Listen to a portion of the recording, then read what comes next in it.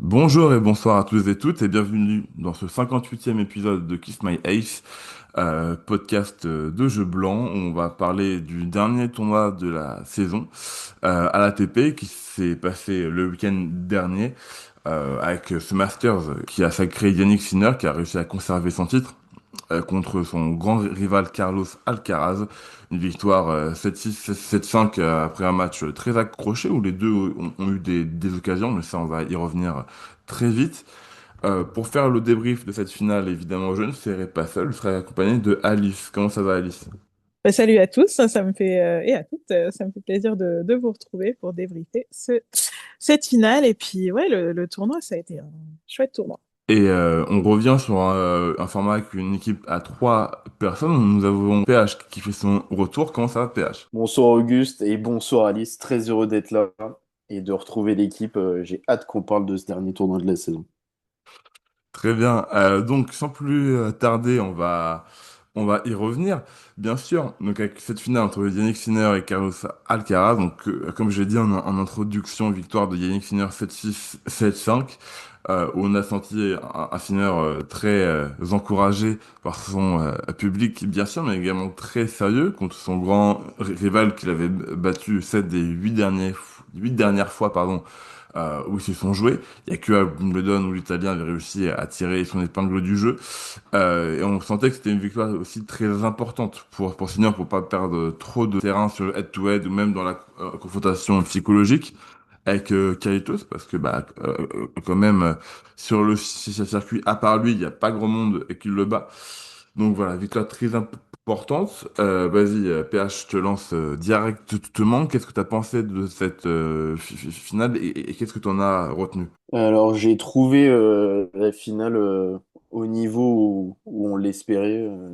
Ça aurait été dommage que la finale soit à sens unique, surtout qu'on sait que Sinner est parfaitement à l'aise dans ses conditions indoor et que Carlos manquait de référence. Mais l'édition 2025 de Carlos, on va en parler juste après, elle est assez impressionnante. Donc j'étais content qu'on ait un match, déçu de ne pas avoir de troisième set, mais c'est vrai qu'au fur et à mesure de la rencontre, le physique de Carlos et son plan de jeu s'est un peu effrité. Donc ça a fini en 2-7, mais ça aurait très bien pu aller en 3 et ça aurait été pour le plaisir de tout le monde, je pense. Bien sûr, après, en fin de premier set, il y a eu deux éléments très importants.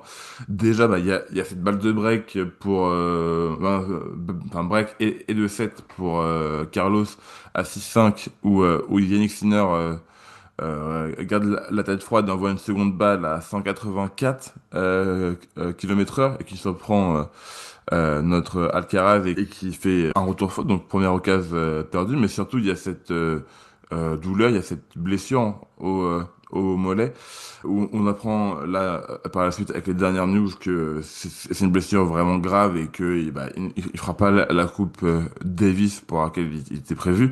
Mais donc du coup, il s'est pas caché derrière ça en post-match, mais quand même ça a pu jouer peut-être sur l'avenir du second set. Alice, je vais te laisser la parole sur ça. Toi, qu'est-ce que tu as pensé de la finale aussi en général, et est-ce que tu penses que la blessure, enfin, ou la douleur de Alcaraz dans le deuxième set a fait en sorte qu'il n'a pas pu jouer à fond ou alors qu'il a joué différemment sa fin de match? Ouais, comme tu dis, je pense qu'en conférence de presse, à aucun moment Carlos se cache entre guillemets derrière ça, et je crois que c'est assez juste aussi. Euh, oui, alors effectivement, comme PH, je regrette un troisième set juste pour le plaisir, tu vois, le côté fan de tennis, ouais, bah bien sûr, on en veut encore, même après 2 heures de jeu, tu te dis, allez, c'est bon, on est encore motivé pour en voir plus. Après, je pense quand même que ça, on va y revenir, mais en indoor, c'est pas ça qui aurait permis à Alcaraz de renverser le Sinner qu'on a vu sur ce tournoi et qu'on voit en indoor depuis des dizaines de matchs. Oui, il peut le perturber beaucoup plus, et on l'a vu au premier set, voilà, 7-6, c'était hyper serré, enfin, mais ça, pour moi, ça suffit pas, donc je pense pas que... Oui, enfin, peut-être que la blessure a pu jouer un petit peu en défaveur d'Alcaraz, mais Est-ce que un Alcaraz, en pleine possession de ses moyens, aurait pu renverser Sinner? C'est if, mais ouais, je suis assez sûr de mon coup en disant que je crois pas que ça aurait changé l'issue du match. En fait, D'accord? blessure ou pas, on a vu le jeu de Carlos évoluer pendant le match. Au début, ça se renvoie la balle. Il y a quelques échanges assez longs, même si on sent la volonté de l'un et l'autre de trouver les longs de ligne ou les contre-pieds. Mais à la fin du match, Carlos, il monte au filet tous les 2 points. C'est plus du tout Mm. le même, c'est plus du tout le même joueur et c'est ce qui précipite la fin du match parce que après la première manche où on sent que Yannick sur son service, il est imprenable. Tu parlais de la balle de 7, il la sauve sur une grosse première, il me semble, C'est bon. et il break d'entrée. Il break d'entrée en fait Carlos dans le Mm. deuxième et Bien sûr. il n'y a pas de raison que d'un coup ça retourne alors que le mec s'est fait masser à 5-4, il a réussi à breaker, donc c'est parti, le match il est lancé. Et tout d'un coup, plus on avance et plus le jeu s'effrite, il y a des fautes, il y a des grosses montées au filet, c'est mal senti, il se fait lober même. Mm. Enfin, c'est des trucs assez inhabituels et ça c'est impossible de pas le noter, quoi. Mm. Ouais, bah, Sans parler de blessure. surtout que j'ai trouvé, et notamment dans le deuxième set, que le toucher de balle de Alcaraz, qui est pourtant une de ses grandes forces normalement, était pas vraiment au rendez-vous, que ce soit sur les amortis ou en volée. Plein de fois où c'était soit trop long, soit trop haut, et quand on connaît le jeu de jambes de Sinner, forcément, si c'est pas parfait, tu le payes cash. Et Alcaraz s'est beaucoup fait avoir sur ça, et sur des phases où normalement il est plus à l'aise avec sa créativité, et ce qui le rend dangereux pour Sinner, qui lui-même, il avait dit euh, après l'US Open que c'est ce qui lui manquait dans son jeu pour battre un Alcaraz, cette créativité, être moins prévisible. Et bah franchement, ce match-là au Masters, j'ai trouvé que c'était plutôt 50-50 sur ce point de jeu. Et j'ai trouvé que du coup, vu que Alcaraz a plus cet écartement, ça donnait plus un avantage à Sinner sur le jeu au fond, sur le jeu en rythme et en cadence. Donc, c'était ce qui a coûté le match à Alcaraz, mais bon, ça reste un match très serré, donc 7-6, 7-5 en 2 h 15-20, un truc comme ça, qui donne quand même un surplus de confiance, ou en tout cas qui n'enfonce pas Sinner, parce que bah, si Sinner perdait ce match sur sa surface, ça aurait pu être très compliqué pour lui mentalement, parce que bah il perd à Rome, à Roland, à l'US, et s'il perdait en plus là chez lui au Master, ça peut être très compliqué. Et donc bah c'est un peu ce qu'a dit Caraz en fin de match, enfin à la conférence de presse sur le terrain, c'est que j'espère que Sinner tu seras prêt pour 2026 parce qu'on fera plein de finales et je serai prêt, et on sent vraiment qu'il y a deux joueurs uniques sur le circuit. Donc là, au-delà de parler de la finale, on va plus aller se projeter plus loin. Est-ce, est-ce que vous pensez que sur la saison 2026 à venir, est-ce que de un, il y a un troisième homme qui peut se mêler et se mélanger avec Sinner et Alcaraz? Et est-ce que vous pensez que on va réavoir un match très équilibré, on va dire, dans les gains en Grand Chelem, etc. Ou est-ce que c'est Alcaraz qui va prendre encore le plus de matchs contre Sinner? C'est une question un peu compliquée parce que c'est vrai que il y a ces fameux 3 mois de suspension de Bien sûr, Sinner qui, à mon avis, vont quand même un petit peu jouer dans le sens où lui, il aura je pas prends la fin. de points à défendre. Là où Oui, Alcaraz, lui, en oui, aura quand même à balle. beaucoup, Donc déjà, au beaucoup. niveau du classement, je pense qu'il y aura cette petite pression. Mais aussi, enfin, bien sûr, pour revenir sur la finale, mais aussi étendre là-dessus, ce que pendant le match, j'ai l'impression que là où Alcaraz, bon, s'est un petit peu trompé en essayant de tenter des choses pour mettre la pression à Sinner, j'ai quand même eu cette sensation, et je sais pas si vous l'avez eu aussi, que au final, Sinner, il était pas sur son, enfin, il était pas, il était brillant, mais il n'était pas à son meilleur niveau non plus, quoi. Il n'avait pas encore mis le coup d'accélérateur là où peut-être Alcaraz essayait de le mettre un petit peu plus. Et je sais pas si vous avez eu cette sensation que Sinner, même s'il était au niveau où il était, il pouvait encore en remettre une couche, quoi.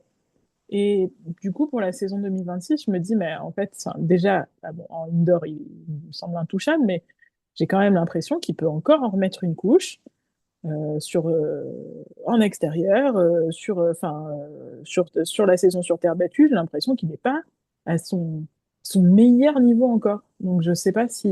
Moi, ça m'inquiète Hmm. presque. Je comprends, parce que bah, s'il monte encore d'un cap, ça risque d'être dur pour le reste du circuit. Et alors, sur dur, je pense que ça sera encore très équilibré selon si c'est à l'extérieur ou à l'intérieur. Autant sur les surfaces plus naturelles, j'ai l'impression que Alcaraz a quand même encore un avantage, mais c'est sûr que la marge de progression, notamment sur terre battue, pour Sinner est plus grande que celle qu'a un Alcaraz qui est déjà très fort et qui a déjà tout gagné sur cette surface. Mais, à voir ce que ça peut donner, PH, qu'est-ce que tu penses du futur de de cette rivalité? Est-ce que tu penses que Sinner peut revenir dans le head-to-head ou est-ce que Alcaraz va garder une certaine avance? Alors moi, je vais faire le bon élève, je vais pas faire comme Ali, je vais répondre à la question. Euh, je pense qu'il y aura pas de troisième homme en 2026. Ça me paraît trop compliqué à l'instant T de le prévoir si jamais il y a un joueur qui a une grosse progression à l'instant T, c'est impossible de le savoir.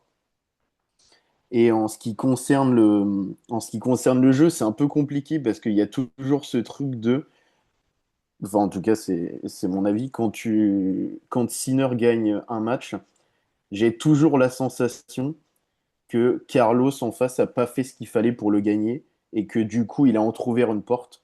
Là où dans l'autre sens, quand c'est Carlos qui bat Sinner, c'est qu'il a mis tous les moyens à sa disposition, même si Sinner en face jouait son meilleur niveau, comme on l'a vu en finale de Roland.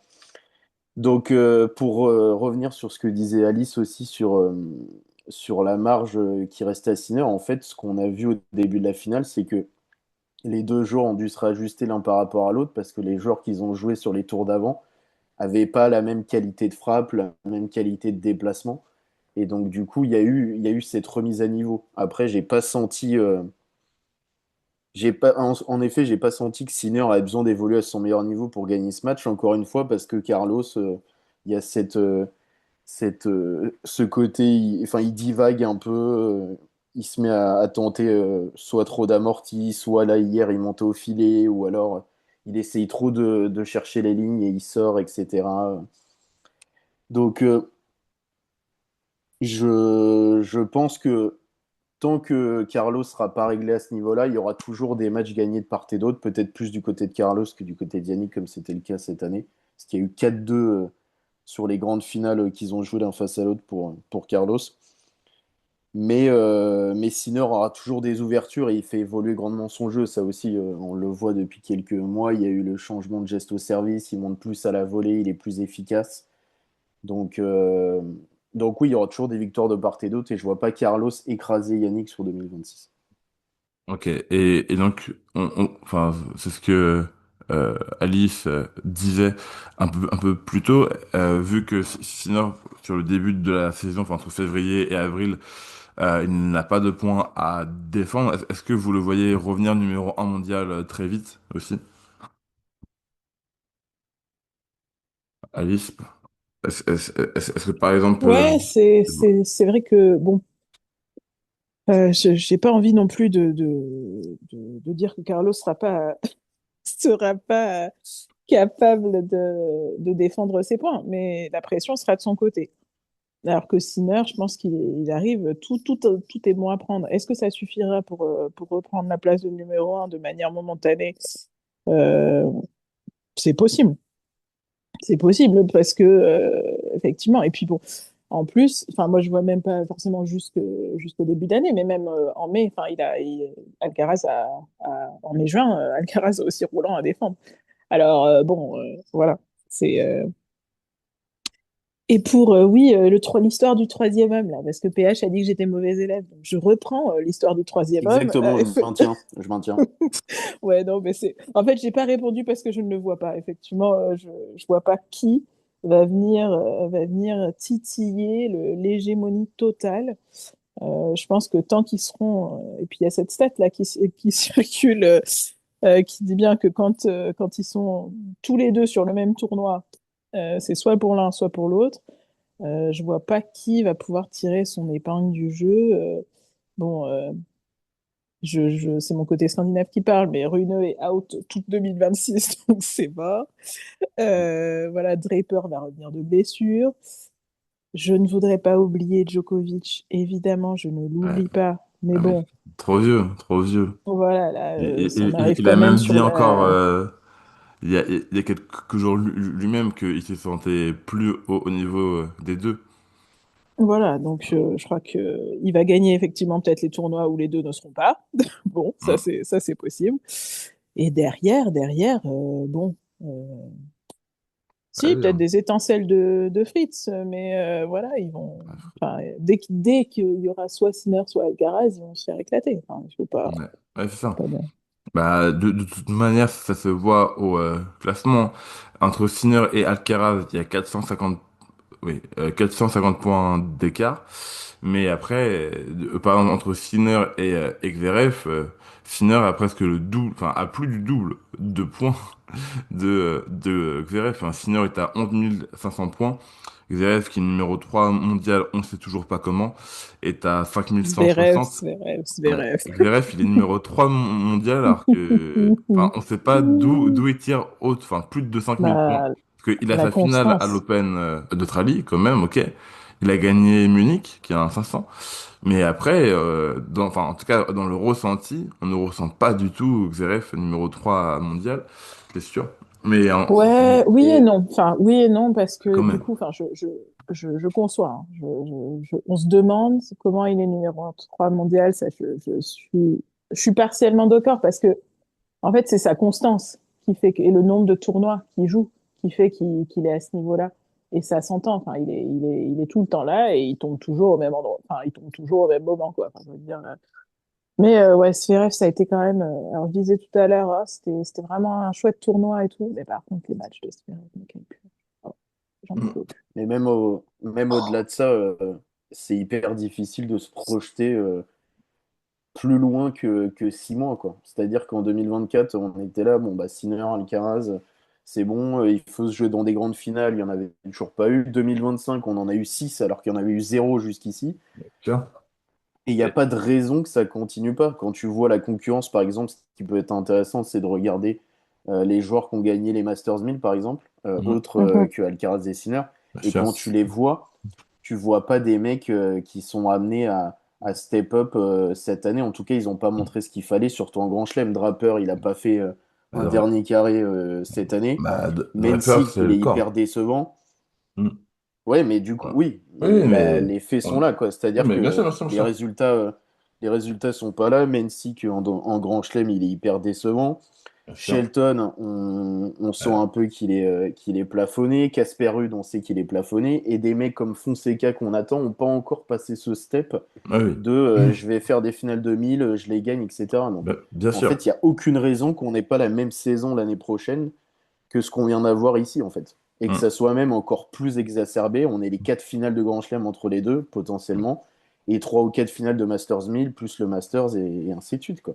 Bien sûr. Après, pour, pour quelques joueurs dont tu as cité, Draper, c'est juste son corps. Parce que je pense que sur un match, il peut peut-être faire l'exploit, et notamment contre un Alcaraz qu'il a déjà battu, il me semble, au Queens, Ouais, si Indian ma Wells. mémoire est bonne. Indian Euh, Wells aussi. ensuite, donc faut juste que son corps le laisse tranquille. Shelton, moi, pour moi, il a le jeu, mais c'est dans la tête. Et c'est même pas côté mental, est-ce que j'ai peur ou pas, c'est juste avoir un plan de jeu et être le plus Ouais. lucide possible. Parce que son match contre Sinner, là, sur ce Master, c'était comique. Enfin, Shelton tentait des trucs beaucoup trop durs par rapport à ses positions, à son placement, à l'adversité qu'il avait. Et c'est limite. Si Sinner ou même son match contre Xeref, les deux se contentaient pas de juste remettre la balle et ils attendaient la faute, quoi. Donc Shelton, c'est juste se calmer un peu et se canaliser et être plus lucide sur le terrain. Il a été top 5 cette année, à voir jusqu'où il peut aller, mais c'est sûr, ça va peut-être prendre un petit peu de temps. Et Fonseca a déjà passé un cap sur cette saison où il prend un 250, un 500. Là, il est 24e mondial. À ne pas douter qu'en 2026, il se passera à top 20 tranquillement et on peut espérer de lui qu'il craque déjà le top Peut-être top 10, 10, mais hein. c'est ça. Ouais. Mais voilà, on va y aller doucement et il rentrera peut-être dans la cour de Yannick et Carlos en 2027. Mais c'est sûr qu'avec Ouais, mais tu vois, il y a trop de conditions déjà. c'est ça, Il y a trop de bien sûr. conditions et en fait, on se doute que dans 3-4 saisons, il y aura un mec qui aura pop-up. Moi, c'est impensable pour moi que deux mecs dominent pendant 10 ans. Ça n'est jamais arrivé et ça n'arrivera jamais, même dans une ère entre guillemets faible. Mais là, c'est trop tôt encore. C'est trop tôt, il y a trop d'écart. Donc, Bien ils sûr. ont intérêt à continuer de dominer et empiler tous les trophées qu'ils peuvent parce que quand il va y avoir un concurrent, il faudra se la donner encore plus parce qu'il y aura un autre mec à battre en plus de l'autre, quoi. Bien sûr. Et donc, juste pour revenir sur le Masters en général, est-ce que vous, sur les matchs de poule ou les demi-finales, il y a eu soit un joueur ou un match qui vous a surpris, du bon comme du mauvais côté, et sur lequel vous aimeriez un peu plus parler et qu'on n'a pas encore fait? Non, mais pour moi, la bonne surprise du tournoi, alors je sais que je vais peut-être pas me faire que des amis en disant ça, mais c'est Alex Desminor. J'étais tellement soulagée pour ce petit bonhomme qu'il arrive en demi. Parce que c'est vrai que ce match contre Musetti, c'était difficile aussi parce que bon, Musetti, on sait d'où il vient, on sait Ouais, tout ce qu'il a fait pour essayer d'arriver au Masters et c'était la belle histoire du début du tournoi en fait qu'il arrive à se qualifier, c'était grâce au forfait de Djokovic. Oui et non, parce que bon, il s'est mis aussi dans une position d'aller genre en finale jusqu'à Athènes, mais bon, c'était la belle histoire du début du tournoi, Musetti, mais franchement, le match Musetti-Desminor, mais quel crève-cœur pour Desminor qui, hmm, dès là, encore a participé, qui était dans une spirale infernale contre le top 10, qui n'arrivait pas à battre, je crois qu'il était à 16-0 ouais, avant ce ouais, match, enfin, c'était ouais. vraiment, il y a eu un moment vraiment quand il sort du terrain, je me dis ok bon est-ce qu'il va faire du tennis un jour le pauvre parce que là ça avait l'air d'être la fin de sa vie et il l'a dit en conf de presse et qu'il arrive derrière à, à retourner Fritz là où personne ne l'attendait. Moi je l'espérais un peu mais là où personne ne l'attendait. J'ai trouvé que c'était très très très fort. Là où Fritz s'est complètement désuni alors qu'il lui fallait que, entre guillemets, gagner un set contre des mineurs pour se qualifier en demi-finale. Des mineurs a tenu bon avec les armes qui sont les siennes et ça j'ai trouvé ça très fort. Même si voilà derrière il se fait écarteler mais c'est pas grave, il était là où il pouvait espérer être et je trouve que c'est une belle fin de saison pour lui et amplement méritée aussi. Très bien, donc c'est Alex de Minor pour Alice, son joueur qui l'a fait vibrer sur ce master. PH, est-ce que toi tu as un autre joueur dont tu aimerais parler en bien ou en mal, enfin un autre joueur sur qui tu as des choses à dire? Bien malheureusement non, je me dois d'aller sur l'Australien bondissant parce que j'ai pas pu voir non plus un nombre incalculable de matchs et je dois dire que le premier set de la demi Sinner de mineur m'a régalé. On avait l'impression Oui, que cette espèce de camisole de force que De Minor a quand il joue face à Sinner a explosé sur ce set. Il tentait des trucs de partout, réussissait des trucs assez dingues, alors que Sinner n'affichait pas du tout un niveau, euh, j'ai pas le mot, mais il n'était pas dans un mauvais jour, quoi. Il oui, jouait ça. normalement, juste De Il- Minor, il il- a élevé son niveau et c'était top à voir. Alors je me doutais que après la perte du set, en fait, même s'il gagnait le premier set, il perdait en 3. Et même s'il il perdait le premier, il perdait en 2. Et c'est ce qui s'est passé. Mais ce premier set, c'était vraiment régalade. Et au-delà de ça, j'étais un peu surpris parce que finalement, Alcaraz et Sinner ont assumé leur statut. Et quand tu regardes les deux autres demi-finalistes, à la tête de série 7 et 8, et c'était pas forcément ce qui était prévu au départ. Donc c'est bien d'avoir du changement et d'avoir des mecs qui arrivent à se dépouiller pour dépasser un peu le plafond qu'ils peuvent avoir. Au Aliassime, avant l'US Open, on l'aurait jamais mis dans la course au Masters. Finalement, il va en demi. Mm. Demi-nord, on se disait, bon, bah, s'il tape un Fritz sans Zverev, ça va être compliqué, et finalement, non. Donc, euh, Mm. donc ouais, le renouvellement en demi-finale de ce Masters était assez intéressant. Bien sûr. Bah, de toute façon, en général, le niveau des matchs de ce master a été très bon. J'ai, j'ai trouvé, pour avoir vu quand même une grande majorité de matchs, j'ai trouvé que le niveau était vraiment bon, avec de belles surprises, avec des groupes serrés, parce que même si Sinner et Alcaraz font un 3-0 en poule, c'est pas si simple non plus, hein, pour un Alcaraz, il s'est fait peur au premier match contre Fritz. Fritz qui doit jamais perdre ce match d'ailleurs.